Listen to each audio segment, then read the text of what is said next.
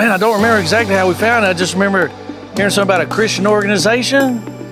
And I asked my dad, I said, hey, let's try this. You know, it sounds pretty good. I remember we fished a lot of different lakes around Louisiana. You know, Black Lake, Bistineau, all that stuff. My gosh, it was so long ago now, wasn't it? Man, I just remember, it's kind of like it is now. We had the meetings, you know, before the tournament. I just remember the fellowship mostly. It just seemed like, it felt good to be there. You know, it's not like all the big tournaments, you know, like MLF and all that. It's just real corporate feeling. This felt more like home, more family.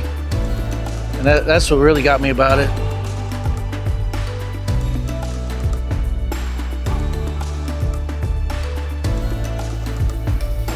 Dick approached me. He's something about at church. He said that you need to ask people if they would like to serve because maybe you could give them an opportunity that they didn't see. And so anyway, I don't know how long ago that was now, maybe 12, 13 years ago. So that's what brought me here. Yeah, I was curious. I mean, it brought me for the fact that I was the IT guy and we needed help with the scales and stuff, but it ended up being such a great thing because I was able to start bringing the kids. Actually, and another person that worked with us in the IT department at the time also was able to bring their kids, and Larry Daigle and his kids, and so they all got to kind of serve and grow up near each other. So it was a blessing, a real big blessing. I don't know if I saw it right away, but after time, that's what kept us coming. So I didn't really have a choice in the beginning because I was a child. My mother and father first joined because my father, Joseph, he worked for Mr. Dick Polk. And we started coming out here when I was very young, and we were here for a few years. I stopped coming, but I came back, and I'm so happy to be back because I love the community and I love Fishers of Men and the whole organization. So whenever I first started coming, I was still young enough to where I had to stay in the hotel room in the morning. I was very young. I was literally just the baby of the group, and I don't remember much. It wasn't until like Fishermen started back up that like I really became a part of the group. Yeah. Beforehand, it was just me running fish to the lake or just running around, you know, bothering fishermen basically. Seeing Coy working by himself, that was an inspiration. And say, hey, this guy needs help. So yeah, that's what inspired me to get started. Well, and of course, like I said before, I fished with him a long time ago. And it was really great back then too. So I didn't know of them. So it just kept going and just grew and grew and grew and grew.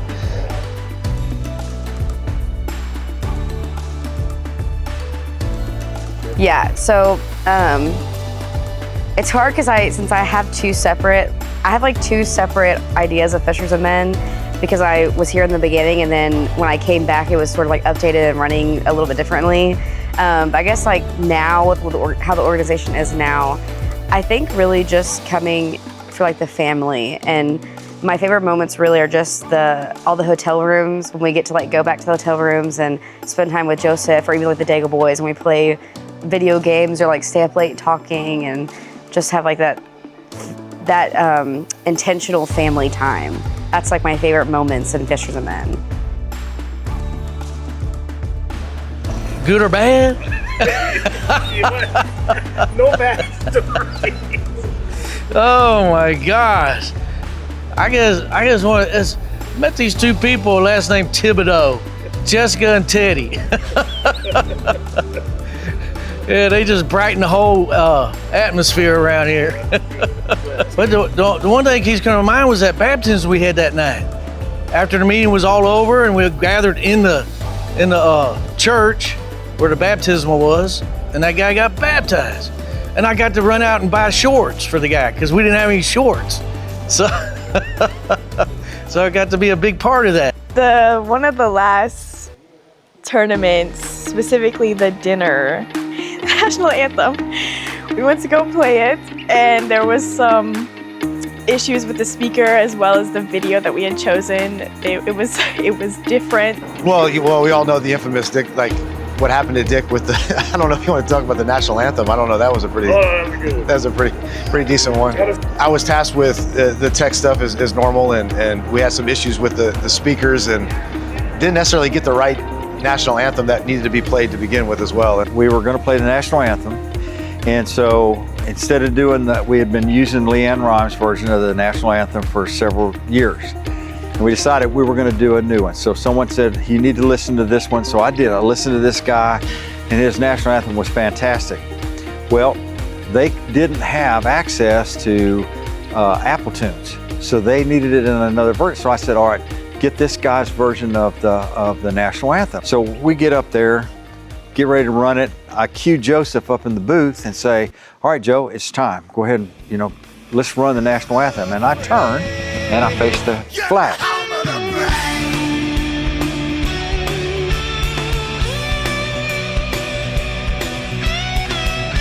Well, about that time, this screeching, squawking stuff comes out across the deal, and I'm just sitting there going, okay, maybe this is just the beginning of this song, and they're gonna get to the regular part of it. And we get about, a good minute into it, and it's not changing. It's just pure, scratchy, old, horrible stuff. Yeah, what played was definitely not the national anthem.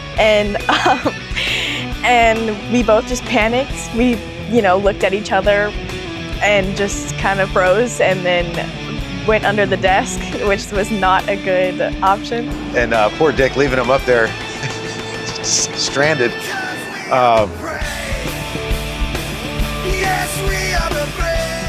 And I'm looking to try to get Joseph's attention to just cut it. And I look up in the control booth, and they're gone. They're laying on the floor up there and left me hanging out there in front of all those people with the funkiest national anthem you've ever heard in your life. I think he didn't want to move just in case we did fix it. And then we didn't. And so it was kind of like, okay, turn it off. It finally finishes, and I just turn around to the whole crowd. I just go, I am so sorry. I have no idea where that came from. About that time, Joseph and Lexi's head pop up in the deal up there. I'm definitely sorry about that one. So for all the people that didn't like the national anthem, that was definitely my fault. So,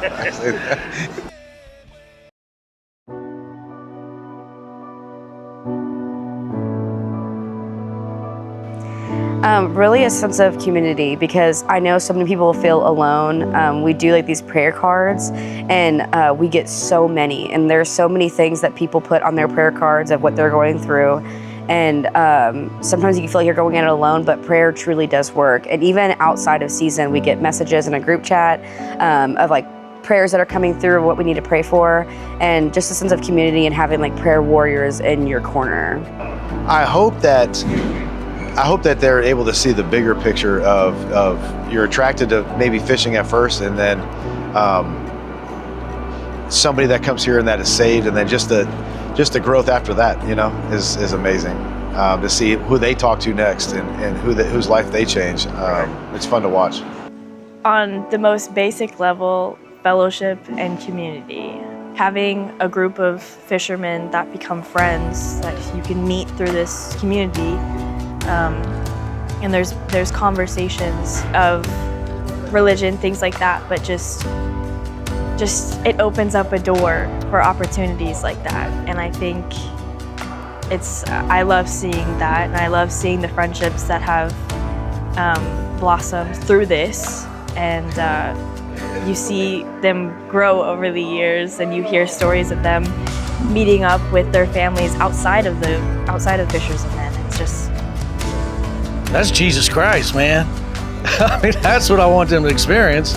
So yeah, he's for real. He is for real, and he can change people. Still does. You don't want to miss out on this. It's really, really good, The preaching, the fellowship, come see what fishermen are doing. It'll blow your mind.